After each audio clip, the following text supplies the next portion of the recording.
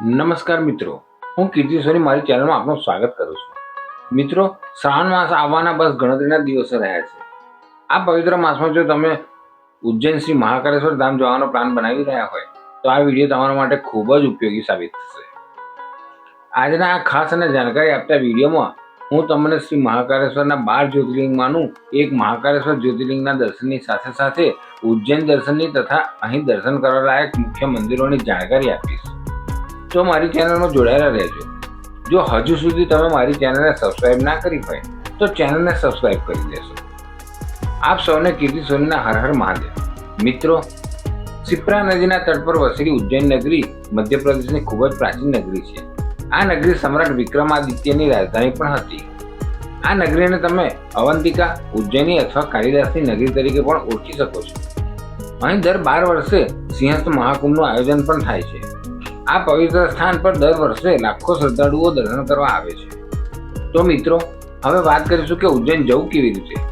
તો જો તમે બાય ટ્રેન આવતા હોય તો સૌથી નજીકનું સ્ટેશન ઉજ્જૈન જ છે. આ સ્ટેશન દેશના પ્રમુખ શહેરોના સ્ટેશન સાથે વેલ કનેક્ટેડ છે. તમે ડાયરેક્ટ ઉજ્જૈન આવી શકો છો, અને જો તમે ડાયરેક્ટ ઉજ્જૈન ના આવી શકો તો તમે ઇન્દોરથી પણ અહીં આવી શકો છો. ઇન્દોરથી ઉજ્જૈન 55 કિલોમીટરના અંતરે આવેલું છે. જો તમે બાય રોડ આવતા હોય તો ડાયરેક્ટ તમે ઉજ્જૈન આવી શકો છો. જો તમે બાય પ્લેન અહીં આવતા હોય તો સૌથી નજીકનું એરપોર્ટ રાણી અહલ્યાબાઈ હોલકર ઇન્ટરનેશનલ એરપોર્ટ ઇન્દોરમાં આવેલું છે, જ્યાંથી તમે બાય બસ, કાર કે ટ્રેન દ્વારા ઉજ્જૈન આવી શકો છો. હવે વાત આવે છે સ્ટે કરવાની. તો મિત્રો, અહીં મંદિરની આસપાસ જ ઘણી બજેટ ફ્રેન્ડલી હોટલ્સ અને ધર્મશાળા આવેલી છે, જ્યાં તમને 300 થી 600 રૂપિયામાં ધર્મશાળા અને 700 થી 1500 રૂપિયામાં એસી નોન એસી રૂમ મળી જાય છે. બીજી જગ્યાની વાત કરીએ તો તે ભારત માતા મંદિર પાસે શ્રી મહાકાલેશ્વર ભક્તિ નિવાસ આવેલો છે. અહીં તમને 1300 રૂપિયાથી 2000 રૂપિયા સુધીનો રૂમ મળી જાય છે. હવે વાત આવે છે ભોજન વ્યવસ્થાની. તો મિત્રો, મહાકાલેશ્વર મંદિરની પાસે જ અન્નક્ષેત્ર આવેલું છે. મંદિર સંસ્થાન તરફથી ચાલતું આ ભોજનાલય બિલકુલ ફ્રી ઓફ કોસ્ટ છે. ભોજનાલયમાં ભોજન પ્રસાદ માટે તમારે ટોકન લેવી પડે છે. અહીં તમે નિઃશુલ્ક, શુદ્ધ અને સાત્વિક ભોજનનો લાભ લઈ શકો છો. માર્કેટ યાર્ડમાં ઘણી રેસ્ટોરન્ટ પણ આવેલી છે. ત્યાં પણ તમે 100 રૂપિયામાં થાળી સ્વીટ સાથે જમી શકો છો. અહીં પંજાબી થાળી પણ 100 રૂપિયામાં જ મળે છે. હવે વાત આવે છે શ્રી મહાકાલેશ્વરના દર્શનની. મિત્રો, શ્રી મહાકાલેશ્વરના દર્શન કરવા જતા પહેલા ભક્તો શિપ્રા નદીમાં સ્નાન કરી પવિત્ર થયા બાદ મંદિરમાં જાય છે. જો તમારે બધા જ મંદિરોના દર્શન કરવા હોય તો અહીં બસની સુવિધા પણ ઉપલબ્ધ છે. 100 રૂપિયામાં તે બસ તમને બધા જ મંદિરોના દર્શન કરાવી પરત લાવશે. આ રીતે આ બસ તમને વન ડે ટ્રીપ કરાવી દેશે. અહીં મંદિરની પહેલી આરતી એટલે કે ભસ્મ આરતીનું ખૂબ જ મહત્વ રહેલું છે. આ આરતી વહેલી સવારે બ્રહ્મ મુહૂર્તમાં એટલે કે 4 વાગ્યાથી 6 વાગ્યા સુધીમાં થાય છે. આ ભસ્મ આરતીમાં સીમિત ભક્તોને જ ગર્ભગૃહમાં જવાની મંજૂરી મળે છે. માટે જો તમે ભસ્મ આરતીનો હિસ્સો બનવા માંગતા હોય તો ઓનલાઈન બુકિંગ મંદિરની વેબસાઇટ પર કરાવી લેવું જરૂરી છે. અહીં ઓફલાઈન બુકિંગ માટે ભારત માતા મંદિર પાસે કાઉન્ટર આવેલું છે, ત્યાં તમે બુકિંગ કરાવી શકો છો. બુકિંગ કરાવવા માટે આઈડી કાર્ડ આપવું જરૂરી છે. અહીં ફોર્મ ભરી તમે ભસ્મ આરતીનો હિસ્સો બની શકો છો. મિત્રો, દિવસ દરમિયાન શ્રી મહાકાલેશ્વરના દર્શનની વાત કરીએ તો આ મંદિરના કપાટ શ્રદ્ધાળુઓ માટે સવારે 6 વાગ્યાથી રાત્રે 10 વાગ્યા સુધી ખુલ્લા હોય છે. દિવસ દરમિયાન જો તમારે દર્શન કરવા હોય તો ભક્તોની લાંબી કતારમાં તમારે જોડાવવું પડશે. પણ જો તમારે વીઆઈપી દર્શન કરવા હશે તો ગણેશ મંદિરની પાસે ટિકિટ કાઉન્ટર આવેલું છે. ત્યાં તમે 250 રૂપિયાની ટિકિટ લઈ વીઆઈપી પાસ પર ડાયરેક્ટ દર્શન કરી શકો છો.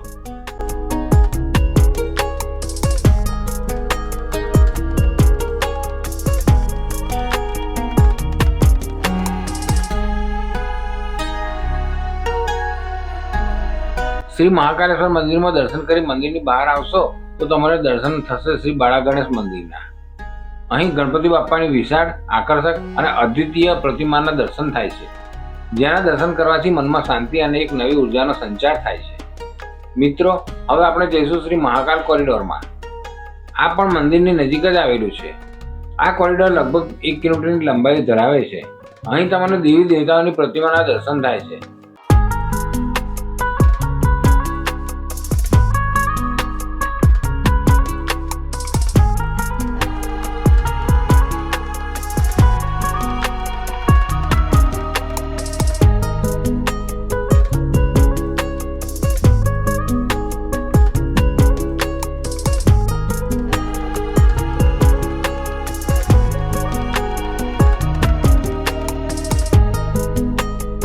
જે ભક્તો ચાલી નથી શકતા કે દિવ્યાંગ છે તે ભક્તો માટે મંદિર સંસ્થાન તરફથી ઈ રિક્ષા અને વ્હીલચેર પણ ઉપલબ્ધ છે, અને તે પણ ફ્રી ઓફ કોસ્ટ.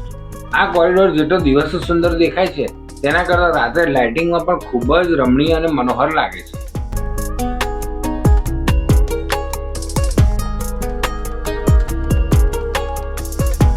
હવે મિત્રો આપણે જઈશું મંદિરની પાછળના ભાગમાં. ત્યાં આવેલું છે સમ્રાટ વિક્રમાદિત્યનું 32 સિંહાસન. આ સિંહાસન સ્વયં ઇન્દ્રદેવના રાજ સિંહાસનથી પ્રેરિત છે, જે સિંહાસનમાં 32 અપ્સરાઓએ અલૌકિક શક્તિઓ પ્રદાન કરી હતી. આ સિંહાસન પર બેસવા માટે ફક્ત સાચા અને નિસ્વાર્થ રાજાઓને બેસવાની મંજૂરી મળતી હતી. આ જ કારણ હતું કે સમ્રાટ વિક્રમાદિત્યને અમર ન્યાયાધીશ માનવામાં આવે છે. તેના બાદ આ સિંહાસન પર બેસવા કોઈ રાજા સક્ષમ અને સમર્થ ન હતા. મિત્રો, શું તમે જાણો છો કે આ સિંહાસન બ્રાસ એટલે કે પિત્તળમાંથી બનાવેલું છે અને તેની લાગત 1 કરોડ રૂપિયા થઈ હતી. હવે મિત્રો આપણે જઈશું હરિસિદ્ધિ માતાના દર્શને. આ મંદિર માતાજીની 51 શક્તિપીઠમાંનું એક છે. અહીં માતાજીની કોણીનો ભાગ પડ્યો હતો. આ મંદિર શ્રી મહાકાળેશ્વર મંદિરથી વોકિંગ ડિસ્ટન્સ પર આવેલું છે. આ મંદિરની આરતીનું ખૂબ જ મહત્વ રહેલું છે. મંદિરની આરતી સાંજે 7 વાગે થાય છે, પણ તેની તૈયારી 2 કલાક અગાઉથી શરૂ કરી દેવામાં આવે છે. અહીં આવેલા દીપસ્તંભ ઉપર દીપ પ્રજ્વલિત કરવામાં આવે છે. શ્રદ્ધાળુઓ આ આરતીનો લાભ લેવાનું ચૂકતા નથી.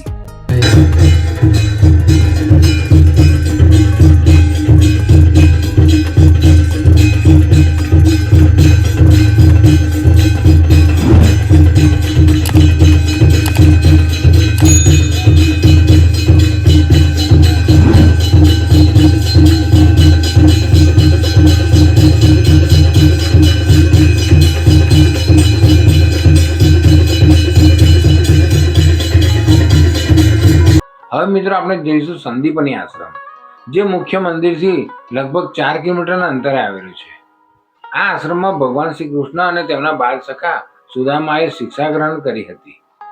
મંદિરમાં ભગવાન શ્રી કૃષ્ણએ શીખેલી 14 વિદ્યાઓના ચિત્રો જોઈ શકો છો. અહીં દિવાલો પર તે 14 વિદ્યાઓના બખૂબી ચિત્રો દર્શાવવામાં આવ્યા છે. આ સિવાય મંદિરના પરિસરમાં ઘણા મંદિર આવેલા છે, તમે તેના પણ દર્શન કરી શકો છો. મિત્રો, હવે આપણે જઈશું મંગલનાથ મંદિરના દિવ્ય દર્શને. મિત્રો, શું તમને ખબર છે કે આ મંદિર દુનિયાનું એકમાત્ર સ્થાન છે જેને મંગળ ગ્રહનું જન્મસ્થળ કહેવામાં આવે છે.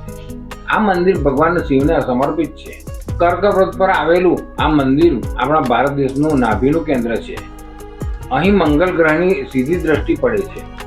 મંગળ દોષ નિવારણ માટે વિશેષ હવન અને પૂજા કરવામાં આવે છે. આમ કરવાથી કેટલાક લોકોની મંગળ ગ્રહની સમસ્યા દૂર થઈ જાય છે. હવે મિત્રો આપણે જઈશું એ મંદિરના દર્શન કરવા જેમણે ઉજ્જૈન નગરીની રક્ષા માટે શ્રી મહાકાલેશ્વરે તેમના સેનાપતિ તરીકે નિમણૂક કરી હતી. હા મિત્રો, હું વાત કરી રહ્યો છું ભગવાન કાળભૈરવ દાદાની, જે ભગવાન શિવનું જ એક સ્વરૂપ છે. આ મંદિર શ્રી મહાકાલેશ્વર મંદિરથી 6 કિલોમીટરના અંતરે આવેલું છે. આ મંદિરની બહાર જ દાદાને અર્પણ કરવા ફૂલ અને પ્રસાદ મળી જાય છે, અને સાથે સાથે શરાબની દુકાન પણ આવેલી છે. અહીં દાદાને મદિરાનો ભોગ ધરવામાં આવે છે. પણ જોવા જેવી વાત એ છે મિત્રો કે ભૈરવ દાદા તેને રહસ્યમય રીતે ગ્રહણ પણ કરી દે છે. પણ મિત્રો, એ વાતનું ધ્યાન રાખજો કે અહીં શરાબ બમણા ભાવથી વેચાય છે. તમે તમારી શ્રદ્ધા અનુસાર પ્રસાદ લઈ શકો છો. દાદાના મંદિરથી બહાર આવતા જ એક દીપસ્તંભ જોવામાં આવે છે. શ્રદ્ધાળુઓ દીપસ્તંભ ઉપર સિક્કો ચિપકાવીને માનતા કરતા હોય છે. અહીં શ્રદ્ધાળુઓની દર્શનની ગીર્દીથી બચવા તમારે વહેલી સવારે મંદિર જવું પડશે. હવે આપણે જઈશું બીજી એક શક્તિપીઠના દર્શને, જેની અંદર માં ગઢકાલિકા બિરાજમાન છે. આ મંદિર શ્રી મહાકાળી માતાના ઉગ્ર સ્વરૂપને સમર્પિત છે. ઉજ્જૈનના બધા જ મંદિરોમાં સૌથી શક્તિશાળી મંદિર આ એક જ માનવામાં આવે છે. કહેવાય છે મિત્રો કે મહાકવિ કાલિદાસે સાધના કરી મા કાલિકા પાસેથી જ્ઞાનનું વરદાન માગ્યું હતું. મિત્રો, કવિ કાલિદાસ પહેલા નિરક્ષર હતા, પણ મા ગઢકાલિકાની અનુકંપાથી તેમને જ્ઞાન અને કાવ્ય શક્તિ પ્રાપ્ત કરી હતી. નવરાત્રિ સમય દરમિયાન માતાજીનો વિશેષ શણગાર અને મહાઆરતી ભક્તોને એક અદ્ભુત આધ્યાત્મિક અનુભવ પ્રદાન કરે છે. હવે મિત્રો આપણે જઈશું રાજા ભરથરી અને ગોપીચંદની ગુફાના દર્શન કરવા. ગઢકાલિકા માતા મંદિરથી આ ગુફા વોકિંગ ડિસ્ટન્સ પર આવેલી છે. મિત્રો, શું તમે જાણો છો કે આ એ જ સ્થાન છે જ્યાં સમ્રાટ વિક્રમાદિત્યના મોટા ભાઈ રાજા ભરથરીએ રાજ્ય અને ધન વૈભવ ત્યાગ કરી આ જગ્યા ઉપર 12 વર્ષ તપસ્યા કરી હતી. આ ગુફામાં તેમને પ્રસિદ્ધ ગ્રંથ નીતિ સાતક, વૈરાગ્ય સાતક અને શૃંગાર સાતકની રચના કરી હતી. આ ગુફા ખૂબ જ સક્રિય અને ઊંડી છે, જ્યાં તમે કદાચ ઓક્સિજનની કમી મહેસૂસ કરી શકો છો. તો આ ગુફામાં જતા પહેલા મિત્રો તમે તમારું ધ્યાન ચોક્કસ રાખજો. ગુફાની અંદર સંત ભરથરીની પ્રતિમાના પણ દર્શન થાય છે. મિત્રો, ઉજ્જૈનની ટ્રીપમાં આ જગ્યાને અવશ્ય સામેલ કરજો. ગુફામાંથી બહાર આવતા જ રાજા ગોપીચંદની ગુફા આવેલી છે. અહીં પણ તમારે કાળજી રાખીને જવું પડશે.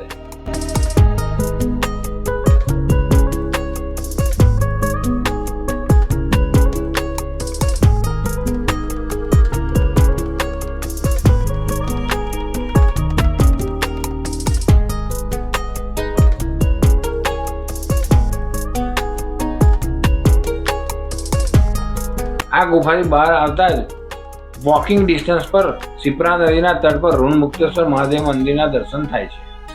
મંદિરની બહાર જ 600 વર્ષથી પણ વધારે જૂના વટવૃક્ષના દર્શન થાય છે. અહીં તમે ગાયોને લીલો ઘાસચારો અર્પણ કરી સેવાની અનુભૂતિ પ્રાપ્ત કરી શકો છો. મિત્રો, અહીંથી આપણે જઈશું શ્રી રામઘાટ ઉપર. અહીં દરરોજ સાંજે 6 વાગે પવિત્ર નદી માં શિપ્રા મૈયાની આરતી થાય છે. ગંગા મૈયાની જેમ જ અહીં શિપ્રા નદીની આરતી થાય છે. અહીં ભક્તો આ આરતીનો લાભ લેવાનું ચૂકતા નથી. આખું વાતાવરણ ભક્તિમય અને આસ્થામય બની જાય છે.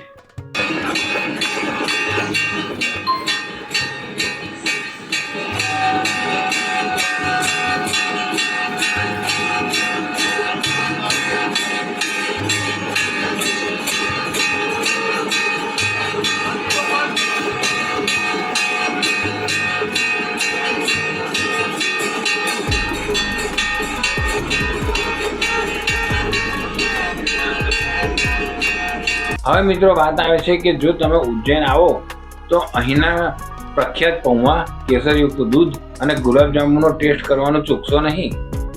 તો મિત્રો, આ હતી ઉજ્જૈન દર્શનની પૂરેપૂરી જાણકારી. ઉજ્જૈન જજો, મહાકાલના દર્શન કરજો અને આશીર્વાદ પ્રાપ્ત કરજો. મને આશા છે કે મારી આ જાણકારી આપણને પસંદ આવી હશે. જો વિડીયો પસંદ આવે તો વિડીયોને લાઇક, શેર અને ચેનલને સબસ્ક્રાઈબ કરી દેજો, જેથી આવનારી નવી વિડીયોની નોટિફિકેશન આપ સુધી પહોંચે. નવા વિડીયોમાં નવી ડેસ્ટિનેશન અને નવી જાણકારી સાથે આપણે ફરી મળીશું.